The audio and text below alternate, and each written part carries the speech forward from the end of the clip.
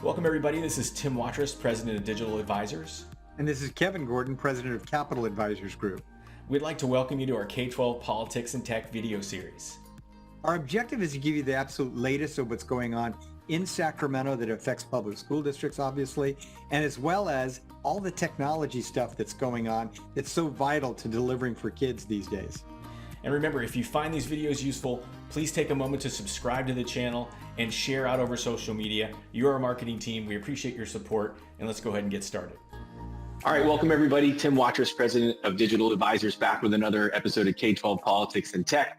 Kevin Gordon is not with us this week. He's getting ready for those budget workshops next week. I believe he's traveling today, so we'll miss him. But fortunately, we have former Governor Bob Wise, frequent guest on the show. Governor Wise, glad you're here. Good to be here. And we bugged you on vacation, so thank you doubly. Thank you for pointing that out.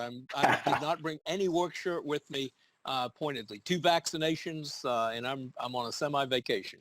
Which is exactly how it should be. So we really appreciate your time, and we actually have a big emphasis on E-rate. We've been pretty critical on this show about the FCC and their, what we would hope would be some significant support for them in all this challenge. There's been significant movement there, and we're very fortunate to have John Harrington with us. John's the CEO of Funds for Learning. But John, would you just do a little bit of a background on yourself? We'd love to hear from you. Yeah, Tim, thank you. It's a pleasure to be here with you and the governor today. It's a fascinating time to be involved in education technology and internet access. The firm I represent, Funds for Learning, works with schools and libraries nationwide, helping guide them through the E-rate funding process. And as we all know, that has its own unique sets of challenges. It's gotten better over the years, but we are now looking at this new ECF funding process and sort of doing everything we can to help schools and libraries get the funds they need, not only to wire their local school buildings, but also to try to get students connected out in the community. Well, really appreciate you being here, John. And, we've talked about several different initiatives that are out there to connect people at home. And I think it's important to really kind of start there. Governor Wise, we've heard about some significant opportunities to connect folks at home as part of some of the Biden proposed legislation that's out there. Could you just walk us through the 2 separate plans that are out there right now being debated in DC and what's potentially available for schools in those plans? So I just want to stress what I'm going to talk about is what's potentially available. John, thank goodness, is going to be able to talk about what is available and people can take advantage of now.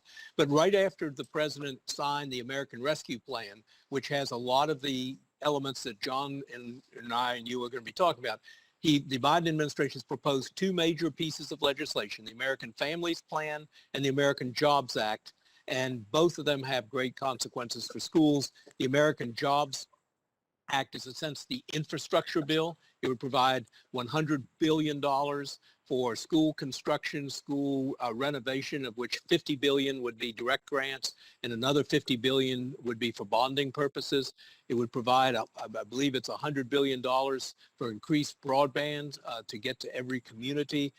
It would provide so that's what they call the infrastructure bill of the jobs. It's about $2.3 trillion. It's going to have a long way to go. The Republicans have already said costs way too much and have offered $600 billion as opposed to $2.3 trillion. And we've seen from the past, there's a lot of narrowing to be done there.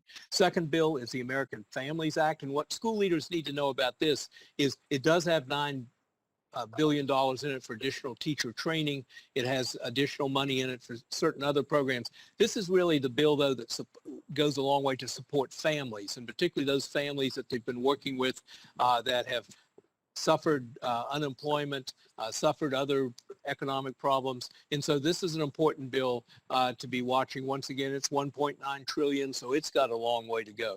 The third piece of legislation, Tim, that probably is going to be most current, most relevant in the short term, and the president has proposed the next year's budget. It would increase funding for education by 41%. He wants to triple Title I, for instance.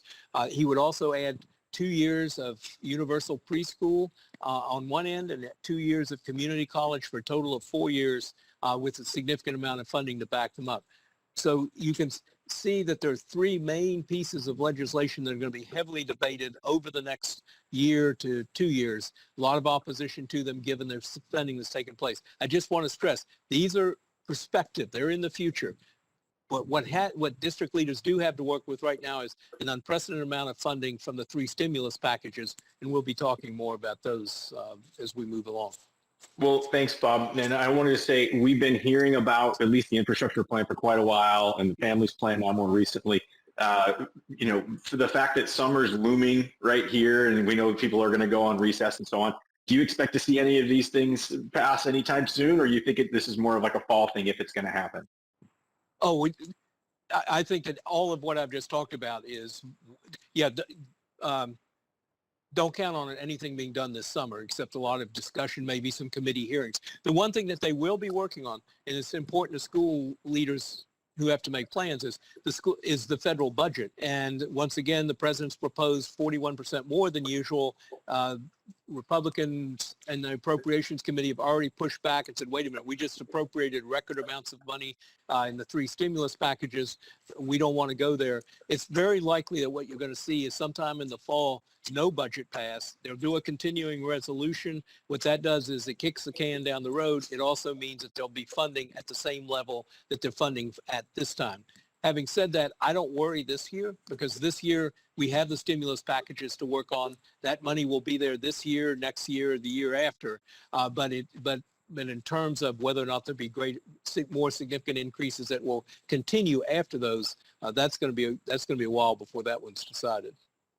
Well, thanks for filling us in there, Governor Wise. And it's nice to know that those things are out there on the horizon. But you alluded to the things that actually are in place right now. And John, I would like to ask you, we've seen the last couple of stimulus packages pass. There were significant dollars involved to connect people at home. One's the Emergency Connectivity Fund, and the next one is the Emergency Broadband Benefit Program, if I said that correctly. So ECF and EBB. Would you mind just walking us through those two initiatives? What differentiates those two? Yeah, we're really fortunate that there have been specific funds set aside to help get consumers connected to the internet, to students, library patrons, teachers, other members of the community. And it's a little confusing, but it's in terms of Washington D.C. confusion, it's probably on the low scale. So there are two programs that are in the middle of being launched right now. The first you mentioned, the EBB, is actually live, Emergency Broadband Benefit Program. And that is an entirely consumer level program. You'll see it through a local telephone company. You'll see it through local cable television company. This provides low cost broadband internet for any consumer, for homes. And that is a program that it's funded through the Federal Communications Commission, the FCC.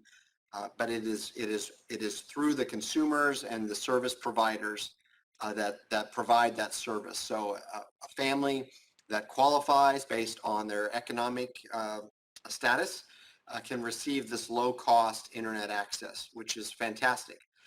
There is another program that is launched called the Emergency Connectivity Fund, or ECF, and the ECF is designed to sort of come at the same problem, but from a slightly different angle. And that is the schools and libraries.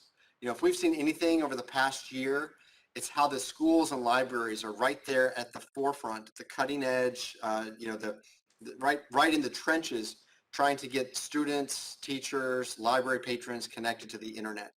And the ECF, the Emergency Connectivity Fund, is designed to provide resources for schools and libraries so that they can get hotspots and connected learning devices out into the community, into the hands of students, teachers, and library patrons. So two programs, two different applicants.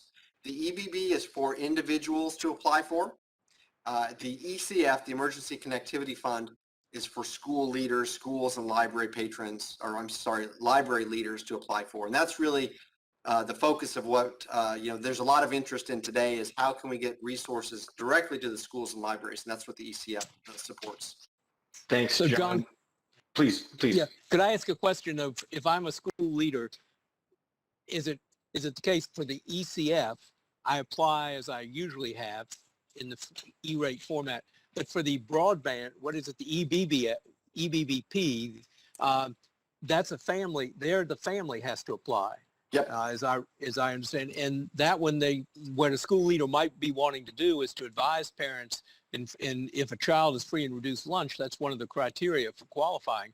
They may want to advise parents to go to, I believe it's getemergencybroadband.org, and they can apply directly. I believe over 1 million people signed up with just in a few days of that website opening up.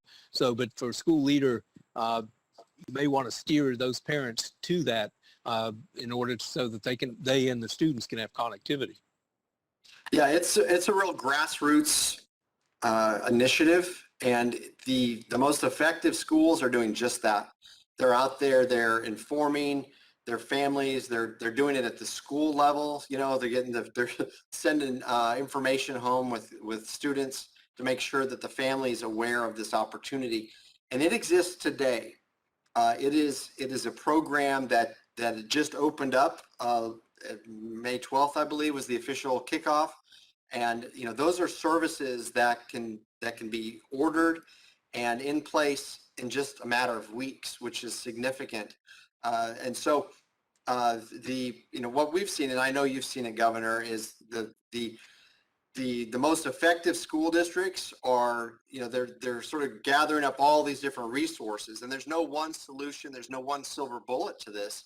It is, okay, we've got this over here, we've got that over there. We bring all these things together, and hopefully at the end of the day, you've got 100% coverage. You've got all those families, all those students connected and covered. So go ahead, Tim. Thanks, John. No, I was just going to say, it's important to go through these different initiatives because you've heard all these buckets of dollars, stuff that might come or stuff that is here. And really what we want to zero in on with you, John, is the Emergency Connectivity Fund. The $7.1 billion has been allocated for schools to help solve this problem. And there's, a lot of perhaps confusion on different initiatives, but I feel like that's where we can get the most bang for our buck on the time here. So if you're a school leader and now you have this opportunity to access dollars to help solve this problem yourself, stuff that you can do, can you fill us in on some of the specifics under that $7.1 billion, the time frame, and the things you can spend the dollars on? You're going to hear a lot about the Emergency Connectivity Fund over the next few weeks, next few months. This $7 billion is a very unique program. I've never seen anything quite like it. It is a 100% reimbursement for Wi-Fi hotspots and connected learning devices, laptops, tablet computers, anything that's necessary for a student to get online connected to the internet. And it is 100% reimbursement. So that means if, with a few caveats, but to the extent that you know a student lacks internet connectivity at home, or they don't have a laptop computer that they can use, you can actually go out and get that Wi-Fi hotspot, and you can get it paid for 12 months. You can get that laptop computer, and you can get that laptop computer reimbursed up to $400. 100% reimbursement. It is a remarkable opportunity. It is really an acknowledgement at the highest levels that the homework gap exists. It's real, and it takes real resources, to address it. And so this program will open up this summer. There's going to be a filing window. It is leveraging the E-rate application process. So rather than go out and try to create new forms or new processes or a new website to use, the federal government, and give Congress credit here, they recognized that it was good to leverage the E-rate program itself. And so the FCC that governs the E-rate program has been charged with standing up this program. They're taking the existing E-rate forms, and they are creating a modified version of this. And that will open up this summer. It's a 45-day filing window. We expect it will open around July 1st and close around the middle of August. And during that time frame, again, schools and libraries will have the opportunity to apply for Wi-Fi hotspots and laptop computers for any student that lacks that access or those devices. Well, thanks, John. And I guess that is that's a time frame that is pretty tight, if you ask me, and also kind of tricky. I don't know there's ever a great time these days, but July and August, I know a lot of folks are on vacation or bringing students back. So, I know it took a lot to get these dollars, and I want to thank you for all the work that you and Funds for Learning did, gathering data, working with folks like COSIN and Shelby to help advocate for these dollars back in DC to make this happen. But let's just say that window's coming up quickly, and we need to encourage folks to go out there and request the devices that they need to connect kids, the connectivity they need to connect kids. But can you talk about your experience seeing these types of dollars in the past, and any potential risk if we're not asking for as much as we need? Can you speak to that a little bit, please? Well, I think that, again, it's fantastic that Congress, that the FCC are on record now acknowledging the homework gap. This is something that the pandemic didn't create.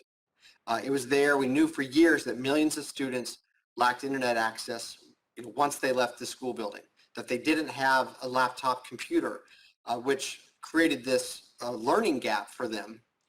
They just did not have that opportunity. And so Congress has made this available. We have it. What we would now want to make sure, though, is that the record itself demonstrates what that need is. We want to make sure that schools and libraries apply for these funds so that they can demonstrate just how big the gap is, how great the need is. This program is intended to support remote learning. It does not, for example, require that students be 100% remote learning.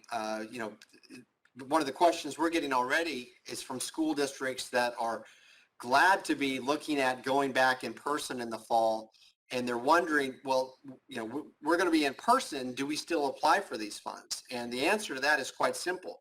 Do you have students that lack internet connectivity when they leave the campus? Do you have students that lack a connected learning device when they leave the campus? And if so, you can apply for those funds. It doesn't stipulate that it's for only full-time remote learning. It does not. In fact, the only stipulation is that these devices and the connections can't be used solely on campus. So it has to be devices, it has to be internet access that is supporting students off campus. But to the extent that you're a school district leader and you have students that need an internet connection when they leave, you can request that during this filing window. If they need a laptop, you can request it during this filing window. But once this window closes, it closes. It's open for 45 days.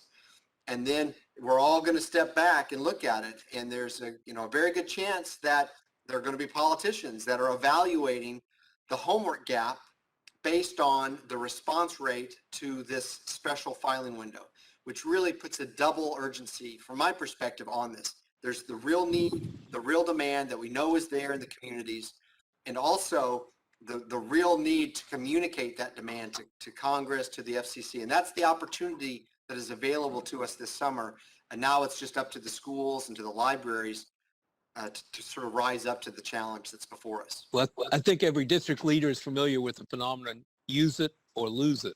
And what I think, John, you're saying is we've got to make sure that we apply for the maximum for this money. We know that the need is there, but we have to apply for the maximum during this window. Otherwise, we're likely to see some folks come along saying, I guess they didn't need it after all, and we don't need to keep appropriating for this. And Governor Wise, I mean, you've been really helpful when we've encouraged people to go advocate for funds like the dollars that we're talking about right now. You've always got really wonderful advice on how to get your local representatives active in your needs. Can you talk about, if you're a local school district leader and you're worried about what John's talking about, how do you get someone to pay attention to your district right now with all the things that are going on? What would you suggest? Well, I spent 18 years in the Congress, and there's three precious opportunities that are coming up right now, and they're called the various district work periods or congressional resources. The first one takes place over Memorial Day and will last about a week, and that's when every member of Congress goes back to their district and their state. The second one, July 4th, is another period where they leave Washington for an extended period, go back to their state or district for probably a week to 10 days. And then the big kahuna is August, and that's where everyone goes home back to their district or state. And this one could be anywhere from 2 weeks to a month. I was looking at the congressional schedule. It looks like a long one this time. There is no better time than to invite that representative to your school or to a meeting with teachers and others, particularly now that we're able to meet in ways that we weren't before, and to invite to a meeting to see the situations you're working with and what you're trying to accomplish. And what John just outlined between these two bills, the Emergency Broadband Benefit Program, which benefits families, the ECF, Emergency Connectivity Fund, which benefits schools and libraries. Here is where you show that representative exactly what that compelling need is. And they understand better right now, Tim, because remember, their children, as well as all children, have been at home learning remotely or trying to in some form. We have about 17 million children in this country that were not able to be connected as they should have. And so this learning recovery, this is an excellent time. Once again, invite that representative to the school, to a meeting with other educators so that you can talk firsthand about what's needed and show them firsthand. Memorial Day, July 4th break, August recess. Thank you for that wisdom there, Bob. And again, we encourage everyone to really jump on board here. I think your concerns, John, are very valid, that this tight timeline is going to be tricky to meet. And just to put this in perspective, normally E-rate has about $4 billion to $5 billion for a 5-year cycle. This is $7 billion. And we have a month and a half or 2 months to basically accrue the dollars to consume that. So it is a tremendous opportunity, but there is a significant risk. I want to just, though, John, I want to go to you and ask you a little bit, if somebody's had experience with E-rate in the past, there were a lot of, let's just say, there was a lot of red tape and some, let's say, negative feelings associated with E-rate because it could be tricky to navigate the whole process. You alluded to the fact that things are a little bit easier now, but if you're a school district leader and you've had some experience with it before and you kind of know some of that red tape, or you've never experienced it before, can you talk about the differences between the typical E-rate for on-site support and now this off-site support, as far as, you know, your accountability and those sorts of things? The FCC has done a remarkable job and helping make this process as easy as possible. And really hats off to Acting Chairwoman Jessica Rosenworcel. She has led this initiative and led well to help get these resources out. So they've done a couple specific things to minimize the burden, to minimize the frustration, and hopefully to reduce the gotchas and increase the flow of funding as quickly as possible. Number one is they have eliminated the standard FCC competitive bidding requirements. So one of the hurdles associated with the E-rate, the standard E-rate funding process, is the competitive bidding requirements. There is a special form that has to be completed, a 28-day waiting period, specific requirements for how bids are evaluated, and all of that is audited and questioned. That has all been set aside. The FCC has said, you have state and local competitive bidding requirements. Whatever is in play for you, follow those, but otherwise we're not going to add to your burden. We want to make this as easy as possible for schools and libraries to access these funds. So they've waived all of their traditional competitive bidding rules. That's number one. Number two is they've taken the existing E-rate application system and they're making a new version of it. That is significant because we know from our data that 95% of school districts apply for the E-rate program in some form or fashion. They don't always take full advantage of the opportunity, but 95% are applying for these E-rate funds. That means there is somebody there in the school district that knows where to flip the switch. They know which website to go into, and they know how to fill out the forms. It is a system that's gotten remarkably easier over the last 4 to 5 years. The surveys that we conduct annually of E-rate applicants show that the process is getting easier. They're more familiar with it. They're more comfortable with it. So the FCC wisely took this this existing infrastructure and said, hey, we're just going to use it. You don't have to relearn a new system. You don't have to get a new login. Like nobody needs a new login, right? Nobody needs that. And so they can use their existing accounts, the existing forms, and this existing system. And that should minimize a lot of the mistakes, the common mistakes. It should reduce that sort of burden on the schools and the libraries, which is fantastic, because the flip side of this challenge is, okay, now you've got a plan. You've got to look at, okay, how many students do you have that lack internet connections at home? How many students do you have that need a laptop or a tablet to take home? And you got to be able to document all that and get that ready and get that on an application probably by the middle of August. Well, and thank you for filling us in on that. One other thing you alluded to earlier is that these dollars will fully fund the devices and the hotspots. And in contrast to the E-rate that we're used to, where you get some dollars from the government, but you need to match. Could you elaborate on that and just clarify that for me? Because I don't want to put the wrong information out there, but that's a significant difference, isn't it? Yes. And the FCC did the right thing leveraging the E-rate program, because as I said, it's an existing program, the existing forms. That's fantastic. This program is nothing like the E-rate, though. The E-rate it's a discount program. There's skin in the game. You're having to pay a portion of these services, a portion of this equipment. The ECF has no matching requirement. It is 100% reimbursement. In 20 plus years of working with school districts and libraries across the country, I've never seen anything like this. It is, do you need a Wi-Fi hotspot for this student? Do you need a laptop computer for this student? 100% payment, 100% reimbursement. Which is one of the significant hurdles, for an economically disadvantaged community.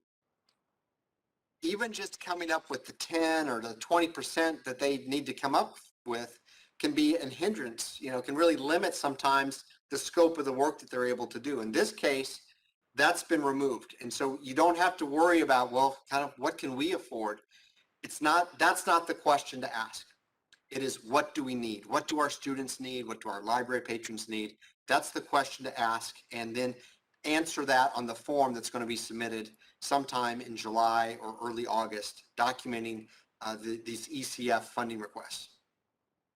Well, thank you for sharing that, John. And I think it's important to note that, yes, you said that we're still using some of those E-rate tools and infrastructure that's in place to put the, to basically apply for the funds, to request the funds. But it's not the same hurdles you're used to with the E-rate you've known in the past. And it is open for any school district, and including the libraries, as you mentioned, local libraries. And if you have a great relationship with your local libraries, you may want to collaborate on this in some way, of course. But I think it's important to know that this is easier. It is a much faster timeline, and it is fully comprehensive. They're going to pay for these devices. And I will say, for $400, you can get a very nice device for your students. $250 for a hotspot is fantastic, especially if you've been paying for that out of pocket on your own up till this point. I guess, Governor Wise, do you have anything to add here as far as, initiatives in education that you've seen and where this sort of ranks, or just add a little bit of urgency to the opportunity at hand? I just want to add, well, I can add to the superlatives that John already has on this program and what it can mean. And as John, as you spoke, it occurred to me, this was passed, the $7.1 billion program that we're talking about was passed most recently with the American Rescue Plan back in March. The previous program we were talking about, the broadband benefit program, whatever, was passed in December. This one's far more generous. And incidentally, a family that cannot afford, they would be limited, and you pointed this out in a previous program, Tim, they would be limited under the other program, the December one, to I think it's $50 or $100 on a device. Here there is no limit, or it's $400. And so it just shows the progression of need that the Congress was seeing. So that's one thought. And the second thought is, don't miss these chances to advocate first of all, let them know what the money that they've already sent you is going for. That's so important. And then the second one is then advocate for what it is that you know you're going to need in the future as you're working to transform that district, not just put it back the way it was before COVID hit. Thank you for those words of wisdom, Bob. And John, I just want to point out, anybody who's watching this and you need some help navigating these waters, John, his company, his organization, Funds for Learning, is the largest E-rate group in the U.S. They support school districts directly. So if you have the staff and you want to support the staff that you have to work on this because their plates are full, or you don't have staff but you want to go down this road for the first time, you want to make sure you're doing things the right way. There is some accountability that's involved in this no matter what, because we're spending government funds, of course. There are some things on the compliance side you need to be thinking about, like CIPA compliance and so on. But those are the things that I think the Funds for Learning team and John and his team can help with. And John, I want to just also note that you and your team have put together some wonderful resources. If you're watching this right now and you want to point your team beyond this video to some of those resources, John, can you just highlight some of the things that you've been doing and any resources that you have for folks that are watching this? Yeah, and Tim, I appreciate your kind words about our service. I really look at this situation as an opportunity for us all to lock arms and do everything we can to support our communities. And so we have been putting together free resources for schools and libraries. We have an FAQ, a summary of what all is involved in the Emergency Connectivity Fund, webinars that go into much more detail about the specifics of the forms and the deadlines and the various certifications that are made. And we make those available with the hope that, regardless of whether or not someone needs to engage us, that they're applying for those funds, that their staff is equipped, prepared, informed to get those forms in on time. And again, as the governor said, we just want to advocate on behalf of our communities, on behalf of our students, and the better job we can all do of getting those funding requests in. We have a tremendous opportunity. $7 billion is a lot of money. When you multiply it times the millions and millions of students, the 17 million students that lack connections, that's a lot of need that's out there. And so we've got a great opportunity, and I think it's on all of us today to find the ways that we can to support that. And certainly on our website, we provide those resources for that reason, and we're certainly willing and able to help answer a question too. So the name of the game here is just making sure that we get those resources out, and what school leaders, what teachers, and most importantly, what students have experienced this past year. There's no way to quantify it. There's no way to roll it back. The great thing is we're now in a position where we can start to get resources and kind of turn the tide for these students, for the teachers, for the communities.